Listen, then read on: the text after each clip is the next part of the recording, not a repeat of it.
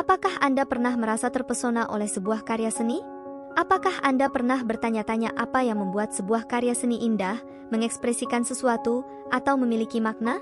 Apakah Anda pernah berpikir tentang bagaimana kita dapat menilai atau menghargai sebuah karya seni? Jika ya, maka Anda sedang berurusan dengan pertanyaan-pertanyaan filsafat seni. Filsafat seni adalah cabang filsafat yang mempelajari esensi, sifat, nilai, dan tujuan seni. Filsafat seni juga mencoba menjawab pertanyaan-pertanyaan seperti, apa itu seni? Apa yang membuat sesuatu menjadi seni?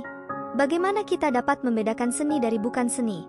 Bagaimana seni berhubungan dengan kebenaran, moral, emosi, dan masyarakat? Dalam konten ini, kita akan fokus pada 3 aspek penting dari seni, yaitu kecantikan, ekspresi, dan makna. Kecantikan adalah salah satu konsep yang paling sering dikaitkan dengan seni. Kita sering mengatakan bahwa sebuah karya seni adalah indah, atau bahwa kita menyukai atau tidak menyukai sebuah karya seni karena keindahannya. Namun, apa sebenarnya yang dimaksud dengan kecantikan? Apakah kecantikan bersifat objektif atau subjektif? Apakah kecantikan bergantung pada selera atau standar tertentu? Apakah kecantikan universal atau relatif? Ada beberapa teori yang mencoba menjelaskan kecantikan dalam seni, antara lain teori objektivis yang mengklaim bahwa kecantikan adalah sifat yang melekat pada objek dan dapat diukur atau dibuktikan secara rasional.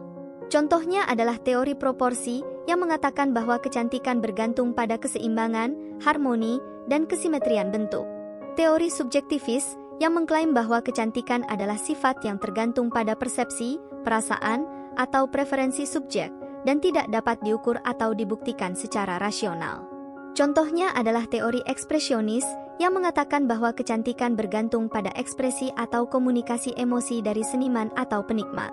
Teori relativis yang mengklaim bahwa kecantikan adalah sifat yang tergantung pada konteks, budaya, sejarah, atau tradisi tertentu dan tidak dapat dipandang secara universal atau absolut. Contohnya adalah teori historis yang mengatakan bahwa kecantikan bergantung pada perkembangan atau perubahan gaya, genre, atau konvensi seni. Ekspresi adalah salah satu fungsi yang paling sering dikaitkan dengan seni. Kita sering mengatakan bahwa sebuah karya seni adalah ekspresi dari seniman, atau bahwa kita dapat merasakan atau memahami ekspresi dari sebuah karya seni. Namun, apa sebenarnya yang dimaksud dengan ekspresi? Apakah ekspresi bersifat literal atau metaforis? Apakah ekspresi bersifat pribadi atau sosial? Apakah ekspresi bersifat kognitif atau afektif? Ada beberapa teori yang mencoba menjelaskan ekspresi dalam seni, antara lain teori ekspresionis yang mengklaim bahwa ekspresi adalah proses atau hasil dari pengungkapan atau manifestasi emosi, sikap, atau kepribadian seniman melalui media seni. Contohnya adalah teori Croce yang mengatakan bahwa ekspresi adalah intuisi atau imajinasi yang tidak dapat direduksi menjadi konsep atau bahasa. Teori komunikatif yang mengklaim bahwa ekspresi adalah proses atau hasil dari penyampaian atau penerimaan pesan, makna, atau informasi dari seniman kepada penikmat melalui media seni.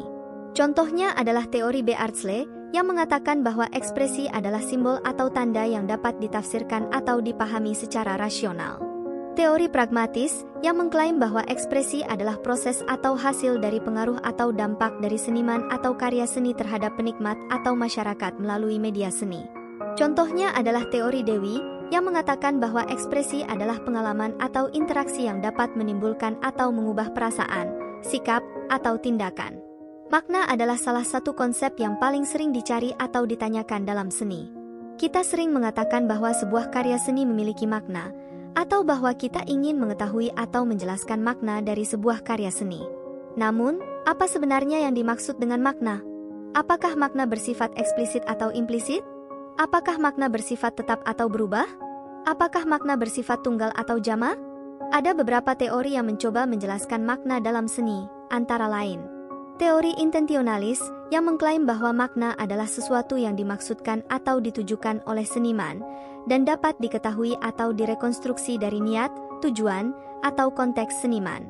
Contohnya adalah teori Hirsch yang mengatakan bahwa makna adalah kesatuan atau koherensi dari gagasan atau pikiran seniman. Teori formalis yang mengklaim bahwa makna adalah sesuatu yang ditentukan atau dibentuk oleh karya seni itu sendiri dan dapat diketahui atau dianalisis dari struktur, unsur, atau kualitas karya seni. Contohnya adalah teori Wimsatt dan Beardsley yang mengatakan bahwa makna adalah efek atau fungsi dari bentuk atau organisasi karya seni. Teori resepsionis yang mengklaim bahwa makna adalah sesuatu yang dibuat atau diberikan oleh penikmat dan dapat diketahui atau dievaluasi dari respons, interpretasi, atau evaluasi penikmat. Contohnya adalah teori Gadamer yang mengatakan bahwa makna adalah dialog atau pemahaman yang terjadi antara karya seni dan penikmat.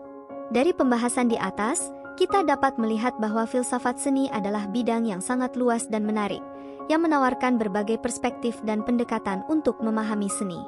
Kita dapat belajar banyak dari filsafat seni, baik tentang seni itu sendiri, maupun tentang diri kita, dunia, dan nilai-nilai yang kita anut. Namun, filsafat seni bukanlah sesuatu yang harus membuat kita bingung, takut, atau bosan. Filsafat seni adalah sesuatu yang harus membuat kita penasaran, berani, dan antusias. Filsafat seni adalah sesuatu yang harus membuat kita lebih menghargai, menikmati, dan menciptakan seni.